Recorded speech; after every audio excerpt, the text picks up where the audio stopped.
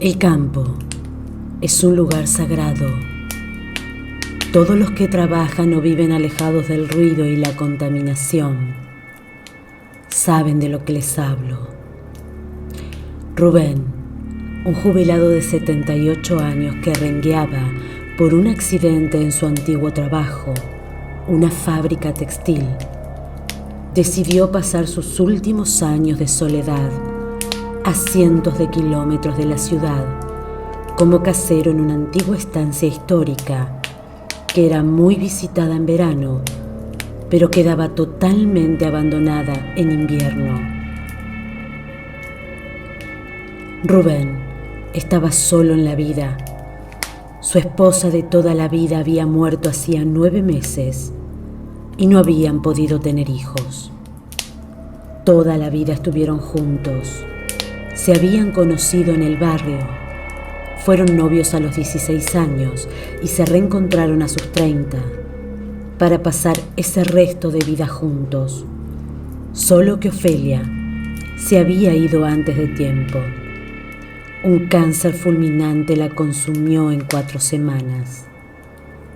Murió postrada en la cama de un hospital.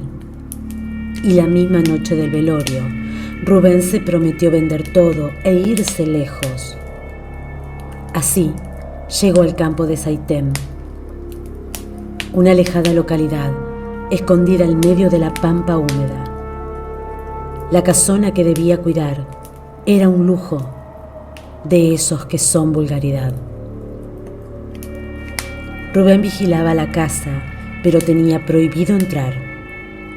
Vivía en una rústica vivienda de ladrillo a la vista, construida a 1000 metros del casco central de la estancia, pero fuera del perímetro. Desde allí podía ver por la ventana todos los movimientos, con algunos inconvenientes, debido a que no contaba con suministro eléctrico y solo se traían generadores y grupos electrógenos en temporada alta.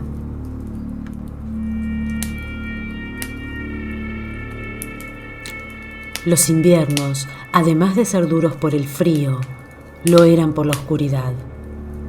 Velas, garrafas y lámparas a querosén lo ayudaban a pasar las noches, y una radio a pilas era su fiel compañera. Rubén pasaba noches enteras escuchando radio, a veces Radio Mitre o Continental, o alguna radio local. Si no enganchaba M, se podía quedar escuchando música en FM. Alguna estación de tango seguro le hacía la noche.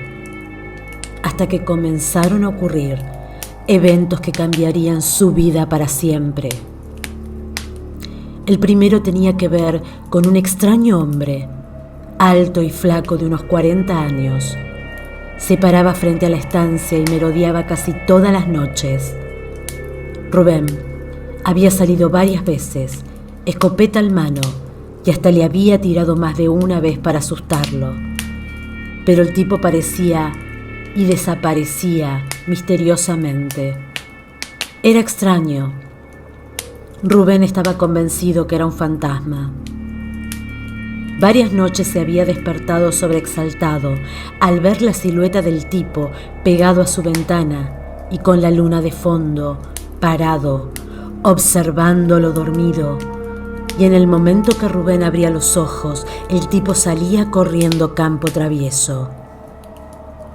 Una madrugada, mientras dormitaba en su silla de madera con la escopeta cargada y mirando por el ventanal, lo despertó una extraña interferencia. Eran sonidos guturales, una respiración o algo así, que venía desde el parlante de la radio. Se quedó extrañado escuchando, y cuando se disponía a cambiar el dial, volvió la transmisión a la normalidad. Otra noche, estaba soñando y se vio a él mismo durmiendo en la silla. Desde la radio, una voz distorsionada de mujer lo empezaba a llamar. ¡Rubén! ¡Rubén! ¡Me tienen atrapada! ¡Estoy presa de los demonios! Rubén se acercó y el sonido venía desde la radio. ¡Ayúdame! ¡Por favor! ¡No me dejan elevar, Rubén! Justo cuando terminó la frase, pudo observar desde la oscuridad de la habitación la figura espectral de su esposa, que venía flotando en el aire. Estaba vestida de negro y muy deteriorada. Detrás de ella un demonio rojo, con cuernos negros y 2 filas de dientes, sonreía mientras movía sus ojos amarillos. El cuerpo del demonio era desproporcionadamente grande. Era un ser como de 2 metros de altura y manos con dedos más largos que lo normal. El demonio tomó el espíritu de su esposa del cuello, lo miró a Rubén y le dijo: ella se queda conmigo. Y la abrazó hasta estrujarla y desintegrarla como si fuera de polvo. Rubén estaba ahí mirando todo inmóvil, mientras se veía él mismo dormido en la silla, escuchando la radio. Justo cuando sintió un cosquilleo en el pie derecho, bajó la vista y una criatura peluda trepó rápidamente por su pierna hasta morderle el cuello y desgarrarlo. Rubén despertó y estaba en la silla. Un olor a azufre inundaba el lugar. Las velas estaban derretidas y formaban una cruz de 5 puntas sobre la pinotea del piso. La radio, aún encendida, dejaba escuchar: «¡Perdón, Rubén! ¡Perdón!». Y se apagó. Rubén estaba volviéndose loco, cuando unas semanas después todo tuvo sentido. Mientras encendía las velas, sintió de nuevo olor a azufre. Allí supo que empezaba a abrirse ese siniestro portal. La radio comenzó a emitir interferencia.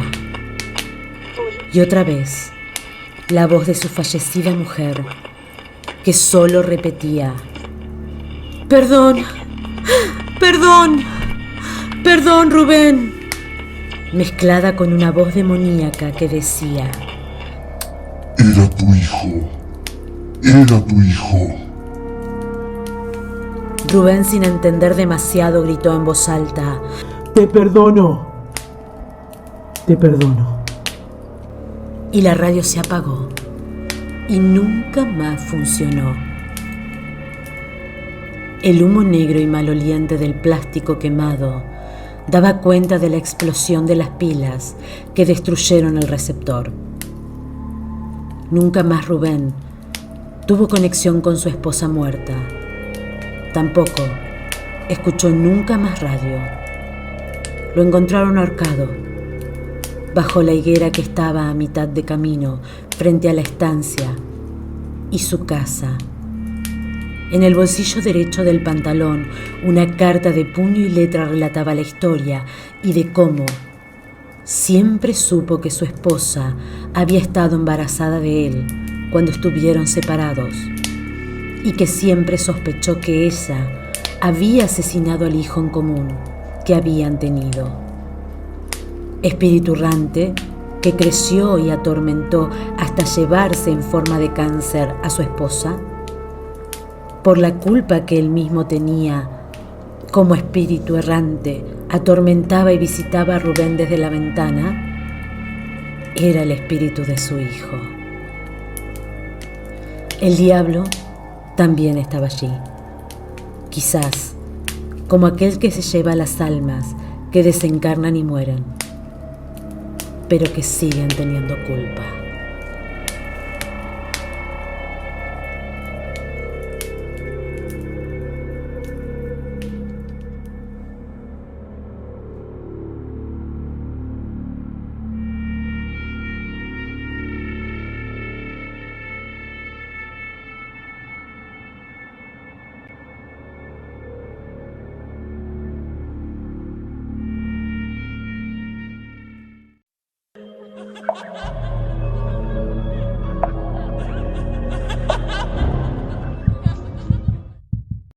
Mi nombre es Saúl y esto me pasó allá del año 2001 aproximadamente. Llevaba trabajando para esta empresa de seguridad cerca de 5 meses y contaban que había un lugar en el cual espantaban.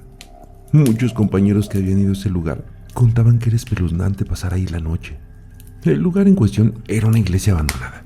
Estaba ubicada en un poblado un poco distante. Contaban que los guardias que habían ido a ese lugar no terminaban su turno, porque decían que veían cosas, les apagaban la luz por la noche y además asustaban porque ahí habían fantasmas. Francamente no me creía nada de esos inventos de los compañeros, porque siempre que me tocaba ser guardia en lugares solitarios, las cosas sonaban o parecían que asustaban esos lugares. Sin embargo, siempre que iba a ver qué producía esos sonidos, encontraba la fuente. Por lo general era una gotera en el techo, el sonido del viento en las ventanas, inclusive las ramas de los árboles. Todo eso por la noche hace que se den ciertos sonidos, que uno pensaría que es un fantasma o algún demonio los hace, pero no es así. Mi amigo Estefano, quien trabajaba en la administración de la empresa, me dijo que les gustaría que tomara un trabajo en la famosa iglesia abandonada. Tendría que pasar una semana entera en ese lugar. Era una iglesia ubicada en el medio de la nada. Les dije que aceptaba, y antes de cerrar el trato, Estefano me miró fijamente y me dijo: Saúl, no andaré con rodeos. ¿Crees en los fantasmas? Y bueno, le contesté que todo en esta vida tiene un origen y una explicación. Entonces Estefano, al ver mi incredulidad, me dijo: Si las cosas se ponen feas, no dudes en llamarme. Sin importar la hora, llámame. Yo iría a verte en ese momento. Tardaría poco en llegar a auxiliarte. Sonriendo le contesté que no pasaría nada. Me dejaron el lunes a primera hora. El lugar era bastante bonito. Un gran bosque y justo en medio, esta gran iglesia que por la apariencia tendría como unos 100 años o quizás más. Estefano me dio mi dotación, me enseñó el lugar y luego de acompañarme un par de horas, se retiró. Mientras daba vueltas por el lugar para familiarizarme con él, pude observar que en las paredes de la iglesia habían muchos símbolos extraños. No conozco mucho sobre el tema, pero parecían símbolos que se usan en los rituales satánicos. Lo que más me llamó mi atención fue que en aquella capilla, en el lugar en el que se celebraba la misa, todo tenía mucho polvo, salvo los asientos. Daba la impresión de que estos habían sido utilizados hace poco, ya que se podía notar la suciedad y el polvo en todo el lugar, pero en los asientos estaba limpio. Repito, como si los hubieran usado hace poco. Como el lugar estaba rodeado de algunos árboles muy grandes, pronto oscureció. Preparé mi comida, me dispuse a hacer mi guardia. Cuando eran cerca de las 7 de la noche, pasé por la capilla. El lugar era bastante grande, muy espacioso, y aunque estaba solo, me dio la impresión de que alguien me observaba. No había nadie, pero algo en verdad me hacía sentir muy incómodo. Entonces, tomé la decisión de quedarme en la parte de afuera.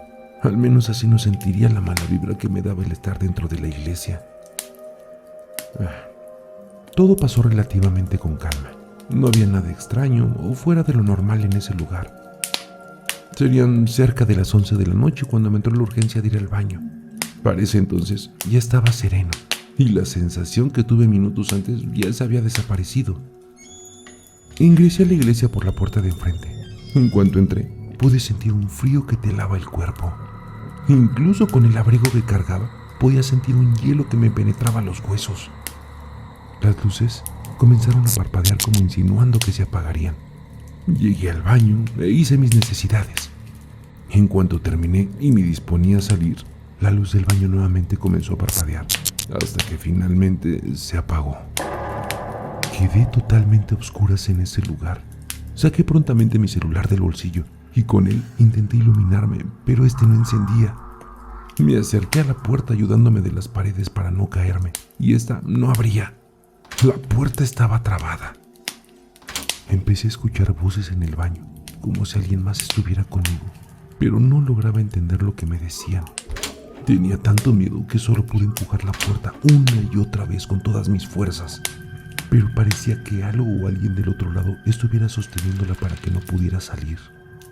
En un instante, todo quedó en silencio y pude escuchar una voz muy bajita que dijo claramente: Largo de aquí.